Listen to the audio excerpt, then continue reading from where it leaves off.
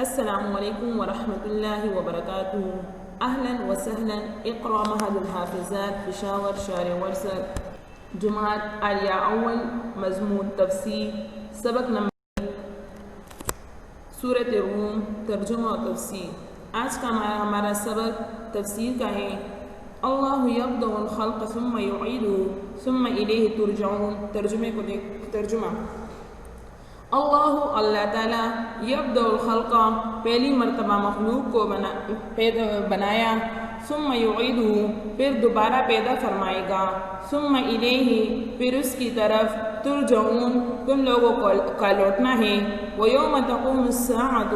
اور جس دن قیامت قائم ہو جائے، یبلس المجرمون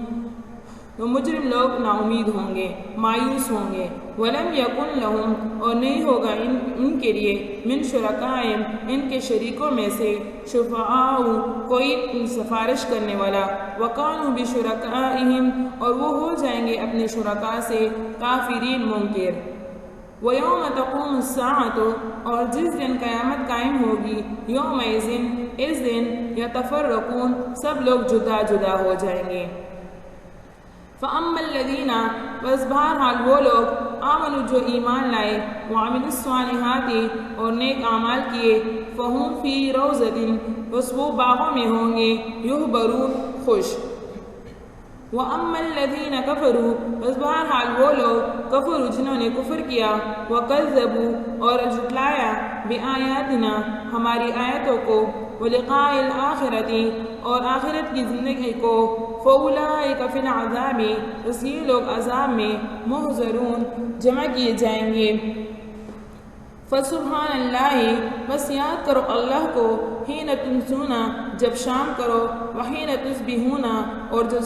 صبح کرو، وَلَهُ الْحَمْدُ بس اس کے لیے تمام تعریفات ہیں، فِی السَّمَاوَاتِ آسمانوں میں، وَالْأَرْضِ اور زمین میں، وَعَشِيًّا اور پچھلے وقت میں، وَحِینَ تُظْہِرُونَ اور جب دوپہر نکلتا ہے. یخرج الحی نکالتا ہے زندہ کو، من المیت مردہ سے، ویخرج المیت اور نکالتا ہے مردے کو، من الحی زندہ سے، ویحیی الارض اور زندہ کرتا ہے زمین کو، بعد موتها اس کے مرنے کے بعد، وکذالک اور اسی طرح، تخرجون تم نکالے جاؤ گے. وَمِنْ آیَاتِهِ اور اس کی نشانیوں میں سے، ان یہ بات ہے، خلقکم کہ پیدا کیے تم کو، من تراب مٹی سے، ثم اذا انتم پھر اب تم لوگ، بشر انسان ہو، تنتشرون زمین میں پیدا ہو. وَمِنْ آیَاتِهِ اور اس کی نشانیوں میں سے، ان یہ ہیں، خلق لکم کہ بنا دیا تمہارے لیے، من انفسکم تمہارے نفسوں میں سے، ازواجن جوڑے، لتسکنوا تاکہ سکون حاصل کرو، الیہا اس کے ساتھ، وجعل اور رکھا، بینکم تمہارے درمیان، مودۃ محبت، ورحمۃ اور مہربانی. ان فی ذالک بے شک اس میں، لآیات نشانیاں ہیں، لقوم اس قوم کے لیے، یتفکرون جو دھیان کرتے ہیں. تفسیر. اللہ یبدأ الخلق ثم یعیدہ ثم الیہ ترجعون. یہاں فرمایا کہ اللہ تعالیٰ کی ذات ہی وہ ذات ہے کہ مخلوق کو پہلی مرتبہ اللہ تعالیٰ نے ہی پیدا فرمایا، بغیر کسی شکل و صورت کے، یعنی پہلے کوئی شکل و صورت نہ کوئی مادہ موجود تھا، بغیر کسی مادے کے اللہ تعالیٰ نے انسان کو پیدا فرمایا، یعنی مادہ موجود نہیں تھا، شکل و صورت موجود نہیں تھی، اور اللہ تعالیٰ نے مخلوق کو پیدا فرما لیا. پھر اللہ تعالیٰ دوبارہ اسی کو زندہ فرمائیں گے.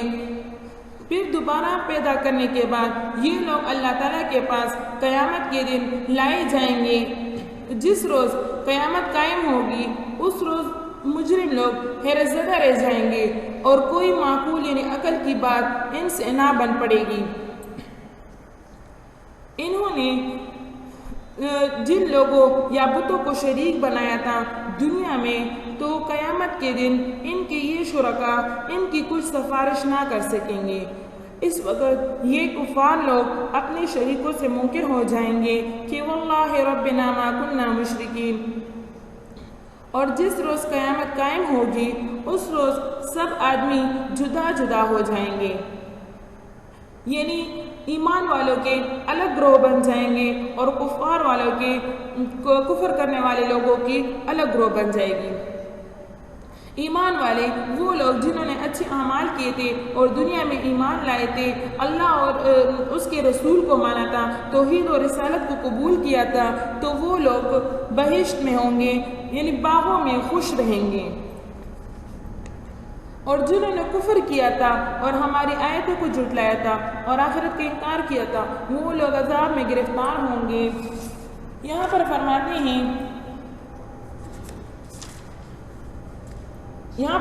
ہیں فَهُمْ فِي رَوْضَةٍ يُحْبَرُونَ، یعنی یہ لوگ باغوں میں خوش ہوں گے۔ یحبرون یہ حبور سے مشتق ہے، جس کے معنی ہے سرور اور خوشی،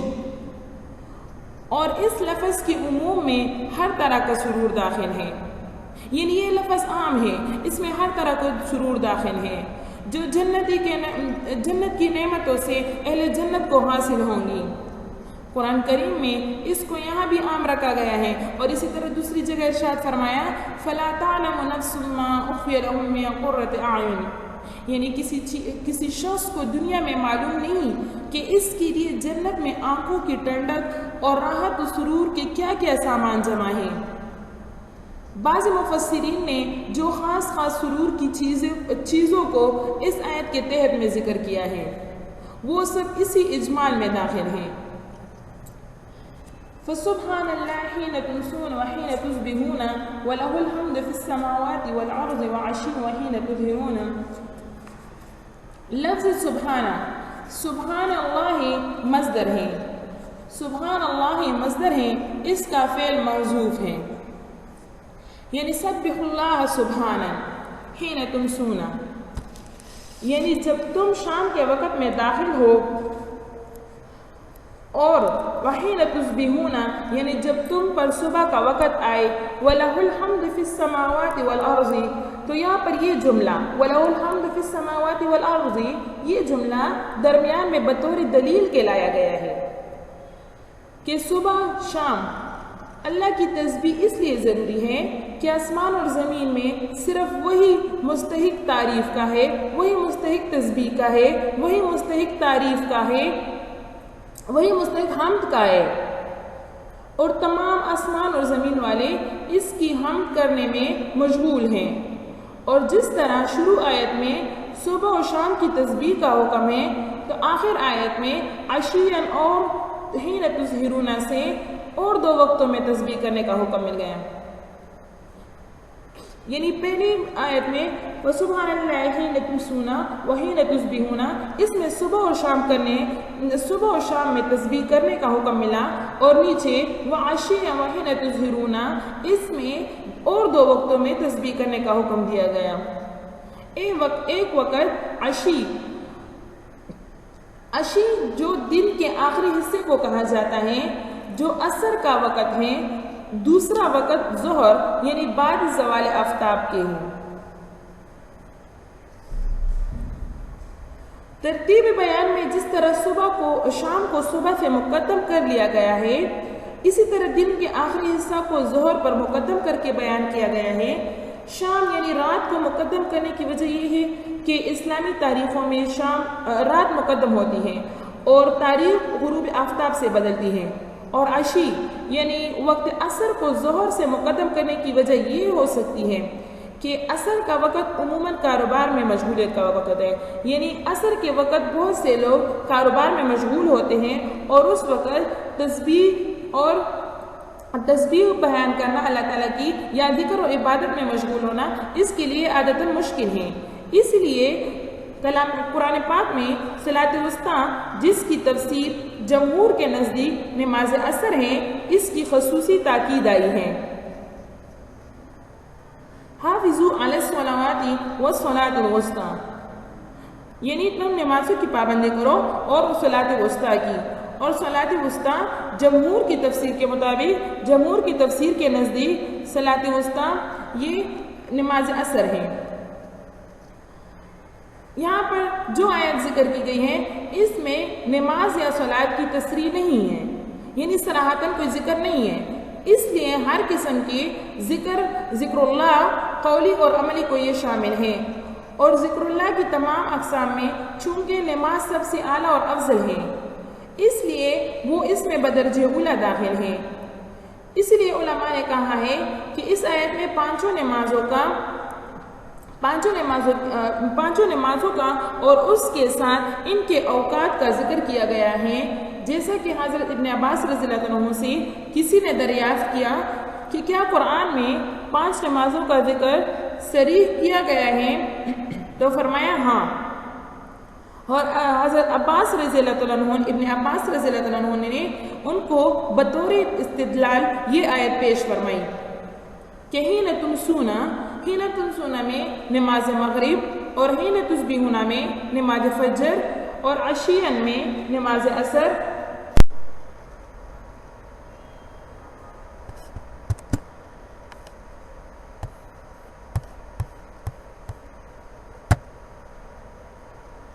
اور حین تظہرون میں نماز عصر کا صریح ذکر موجود ہے۔ اب صرف ایک نماز عشاء رہی، اس کے ثبوت میں دوسری آیت کا جملہ ارشاد فرمایا من بعد صلاۃ العشاء، اور حسن بصری رحمہ اللہ نے فرمایا کہ حین تمسون میں نماز مغرب اور عشاء دونوں داخل ہیں۔ یہاں پر اس آیت کا ایک فائدہ ابھی بتا رہے ہیں کہ حضرت ابراہیم علیہ السلام کی وہ دعا ہے، یہ آیت حضرت ابراہیم علیہ السلام کی وہ دعا ہے جس کی وجہ سے قرآن کریم نے ان کو وفائے عہد کا خطاب دیا ہے۔ ارشاد فرمایا کہ ابراہیم الذی وفا، ابراہیم علیہ السلام یہ کلمات صبح و شام پڑھا کرتے تھے۔ حضرت معاذ بن انس رضی اللہ عنہ سے روایت ہے کہ حضرت ابراہیم علیہ السلام کی تعریف وفائے عہد سے کرنے کا سبب ان کی یہ دعا تھی۔ اور ابو داؤد اور طبرانی میں ابن عباس رضی اللہ عنہ سے روایت کیا گئے ہیں کہ رسول اللہ صلی اللہ علیہ وسلم نے فسبحان اللہ حین تمسون وحین تصبحون وله الحمد في السماوات والارض وعشيا وحین تظهرون يخرج الحي من الميت ويخرج الميت من الحي ويحيي الارض بعد موتها وكذلك تخرجون۔ ان دو آیتوں کے متعلق فرمایا کہ جس شخص نے صبح کو یہ کلمات پڑھ لیے اور دن بھر میں اس کے عمل میں جو کوتاہی ہو گئی وہ ان کلمات کی برکت سے پوری کر دی جائے گی، اور جس نے شام کے وقت یہ کلمات پڑھ لیے تو اس کے رات کے اعمال میں جو کوتاہی ہو گئی تو وہ اس کے ذریعے سے پوری کر دی جائے گی۔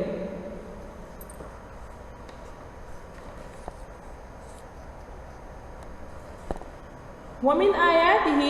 أَنْ خَلَقَكُم مِّن تُرَابٍ ثُمَّ إِذَا أَنْتُمْ بَشَرٌ تَنْتَشِرُونَ۔ یہاں پر فرماتے ہیں کہ سورہ روم کے شروع میں روم اور فارس کی جنگ کا واقعہ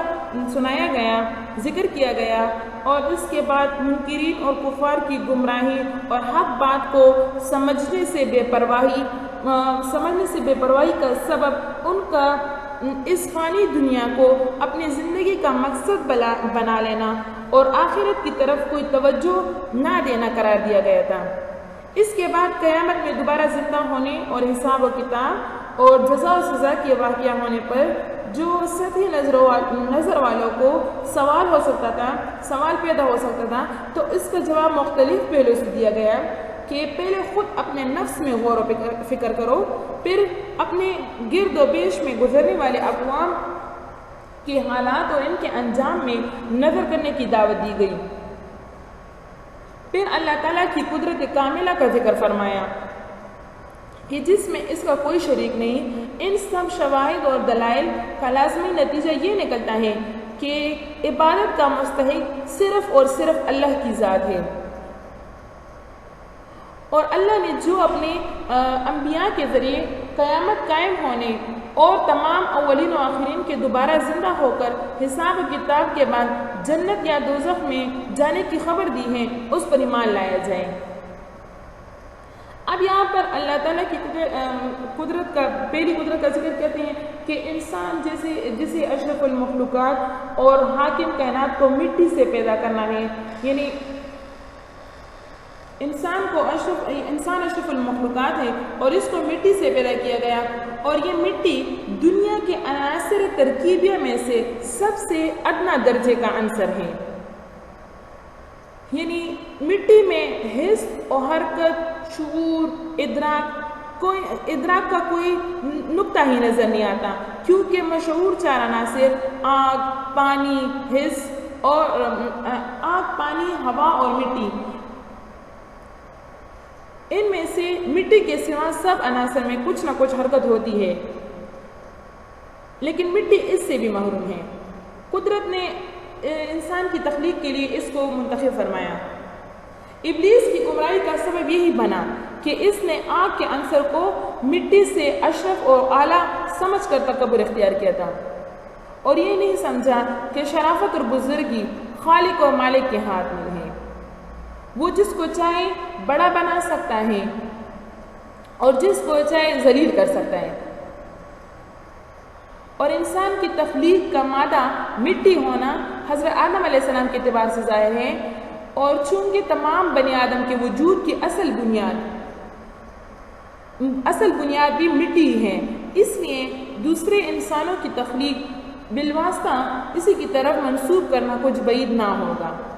یعنی دور نہ ہوگا، اور یہ بھی ممکن ہے کہ عام انسان جو توالد اور تناسل کے سلسلہ سے نطفہ کے ذریعے پیدا ہوتے ہیں، ان میں بھی نطفہ جن اجزاء سے مرکب ہوتا ہے ان میں مٹی کا جزو غالب ہوتا ہے۔ پھر یہاں پر دوسری قدرت کا ذکر فرماتے ہیں، یہاں پر دوسری آیت ہے، دوسری نشانی ہے، وہ فرماتے ہیں وَمِنْ آيَاتِهِ أَنْ خَلَقَ لَكُم مِّنْ أَنفُسِكُمْ أَزْوَاجًا لِتَسْكُنُوا إِلَيْهَا وَجَعَلَ بَيْنَكُم مَّوَدَّةً وَرَحْمَةً إِنَّ فِي ذَلِكَ لَآيَاتٍ لِقَوْمٍ يَتَفَكَّرُونَ۔ دوسری نشانی یہ ہے کہ انسان ہی کی جنس میں اللہ تعالیٰ نے عورتیں پیدا کر دیں جو مردوں کی بیویاں بنے، ایک ہی مادہ سے، ایک ہی جگہ میں، ایک ہی غذا سے پیدا ہونے والے بچوں میں یہ 2 مختلف قسمیں پیدا فرما دیں، جن کے اعضاء و جوارح، صورت و سیرت، عادات و اخلاق اس میں نمایاں فرق پایا جاتا ہے۔ اللہ تعالیٰ کی قدرت کاملہ اور حکمت کے لیے یہ تخلیق ہی کافی نشانی ہے۔ اس کے بعد عورتوں کو اس خاص نوع کی تخلیق کی حکمت و مصلحت یہ بیان فرمائی لِتَسْكُنُوا إِلَيْهَا، یعنی اس کو اس لیے پیدا کیا گیا کہ تمہارے پاس پہنچ کر سکون ملے، یعنی مردوں کے پاس عورتیں پہنچ کر اس کے ذریعے سے مردوں کو سکون ملے۔ مرد کی جتنی ضروریات عورت سے متعلق ہیں ان سب میں غور کیجئے تو سب کا حاصل سکون قلب اور راحت اور اطمینان ملے گا۔ قرآن کریم نے ایک لفظ میں ان سب کو جمع فرما دیا۔ اس سے معلوم ہوا کہ ازدواجی زندگی کے تمام کاروبار کا خلاصہ سکون اور راحت قلب ہی ہے۔ جس گھر میں یہ موجود ہو وہ اپنی تخلیق کے مقصد میں کامیاب ہے۔ اس آیت میں مرد اور عورت کی ازدواجی زندگی کا مقصد سکون قلب قرار دیا ہے، اور یہ تب ہی ممکن ہے کہ طرفین ایک دوسرے کا حق پہچانے اور ادا کریں، ورنہ حق طلبی کے جھگڑے یہ خاندان اور گھر کے سکون کو تباہ کر دیں گے۔ مرد اور عورت کے باہمی معاملات کچھ اس نوعیت کے ہیں کہ ان کے حقوق باہمی پورے ادا کرنے پر کوئی قانون حاوی ہو سکتا ہے، نہ کوئی قانون حاوی ہو سکتا ہے، نہ کوئی عدالت ان کا پورا انصاف کر سکتی ہے۔ اسی لیے خطبہ نکاح میں رسول اللہ صلی اللہ علیہ وسلم نے قرآن کریم کی وہ آیات انتخاب فرمائی ہیں جن میں تقویٰ اور خوف خدا اور آخرت کی تلقین ہے کہ وہی حقیقت زوجین کے باہمی حقوق کا ضامن ہو سکتا ہے۔ اس پر مزید ایک انعام اللہ تعالیٰ نے یہ فرمایا کہ ازدواجی حقوق کو صرف شرعی اور قانونی نہیں رکھنا بلکہ طبعی اور نفسانی بنا دیا، یعنی جس طرح ماں باپ اور اولاد کے باہمی حقوق کے ساتھ بھی ایسا ہی معاملہ فرمایا کہ ان کے قلوب میں فطرتاً ایک ایسی محبت پیدا فرما دی کہ ماں باپ اپنی جان سے زیادہ اولاد کی حفاظت کرنے پر مجبور ہیں، اور اسی طرح اولاد کے قلوب میں بھی ایک فطری محبت اپنے ماں باپ کے لیے رکھ دی گئی ہے۔ یہی معاملہ زوجین کے متعلق بھی فرمایا اس کے لیے ارشاد فرمایا وَجَعَلَ بَيْنَكُمْ مَوَدَّةً وَرَحْمَةً، یعنی اللہ تعالیٰ نے زوجین کے درمیان صرف شرعی اور قانونی تعلق نہیں رکھا بلکہ ان کے دلوں میں مودت اور رحمت پیوست کر دی۔ ود اور مودت کے لفظی معنی چاہنے کے ہیں، جس کا ثمرہ محبت و الفت ہے۔ یہاں اللہ تعالیٰ نے دو لفظ اختیار فرمائے، ایک مودت اور دوسرا رحمت۔ ممکن ہے کہ اس میں اس طرف اشارہ ہو کہ مودت کا تعلق جوانی کے زمانے سے ہو، یعنی جب طرفین کی خواہشات ان کو ایک دوسرے سے محبت کرنے پر مجبور کرتی ہیں، اور بڑھاپے میں جب خواہشات کے جذبات ختم ہو جاتے ہیں تو باہمی رحمت اور رحم طبعی ہو جاتا ہے۔ اس کے بعد فرمایا ان فی ذالک لآیات لقوم یتفکرون، یعنی اس میں بہت سی نشانیاں ہیں ان لوگوں کے لیے جو غور و فکر کرتے ہیں۔ یہاں ذکر تو ایک نشانی کا کیا گیا ہے اور اس کے آخر میں اس کو آیات اور نشانیاں فرمایا، تو وجہ اس کی یہ ہے کہ ازدواجی تعلق جس کا ذکر اس میں کیا گیا ہے، اس کے مختلف پہلو پر اور اس سے حاصل ہونے والے دینی اور دنیاوی فوائد پر نظر کی جائے تو یہ ایک ہی نشان نہیں بلکہ بہت سی نشانیاں ہیں۔ السلام علیکم ورحمۃ اللہ وبرکاتہ۔